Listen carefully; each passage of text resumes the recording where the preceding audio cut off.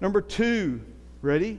This is the one that y'all think were about 7 of the points, but it's not. Number 2, he wants intimacy. He wants intimacy. And ladies, here's something you got to understand. First of all, men and women never see sex the same. Ever. And when I do premarital counseling, I say, go get you a good book on sex. It doesn't matter how many times you've done it.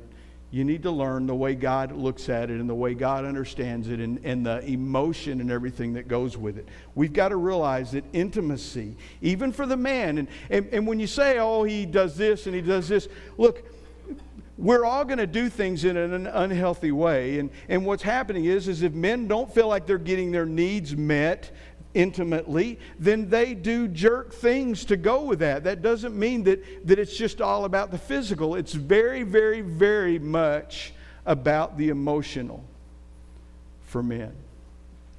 It's about the emotional. They get a lot of their significance in that. They get a lot of how they feel about themselves from that. It's very important. It's important enough that God tells us that we're not to hold ourselves from each other because of the problems. Men will feel rejected. Men will shut down. And you know what will happen? They'll look elsewhere to get that need met.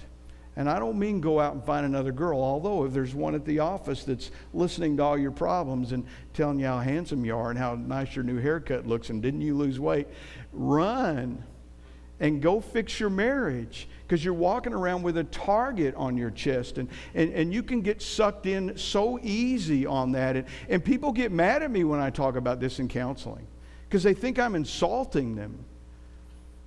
Look, this is just a rule. First of all, never be by yourself with the opposite sex. Ever. Don't go to lunch with. If you're married, don't go to lunch with. Don't let her talk or him talk to you about your problems. Don't go there. That's how you run away from the possibility of that temptation. And don't think, well, we like stepping up right next to the edge and kind of flirting, because you know what? She's making me feel good about myself right now. Look, run. Ladies, you too. Run. Look what 1 Corinthians 7:5 says. Love men. Men love this verse.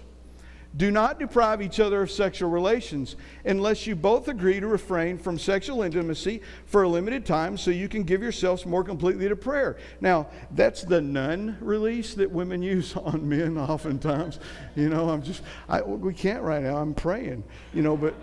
But usually that's a lie. If she's using that on you and it's been since you've never seen her pray for more than 2 minutes at a time, then she's using that on you. But he says, look, if you do come apart, afterward you should come together again so that you won't, here it is, you won't be able to Satan won't be able to tempt you because of your lack of self-control. Guys and girls, intimacy's a need. Girls look at intimacy way different than guys do. But it's a need, and it's a need enough that God addresses it.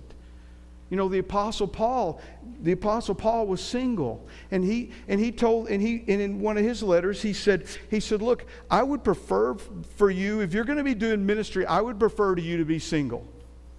Because then you're not dragging a wife around with you. He didn't say exactly like that, but he said something like, because then you need to be concerned about the needs of your wife, and you're not going to be able to do all the things ministry-wise that you need to do. But he also says, and because of that, if you stay single and you don't get married, you're going to struggle with that lust for the opposite sex all the time.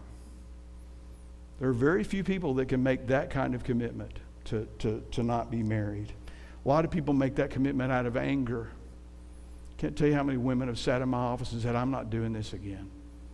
I'm not going to make that commitment again. So man wants intimacy. And again, there are some really good Christian books out there. And like I said, I don't care how long you've been married. I don't care how long you've been intimate.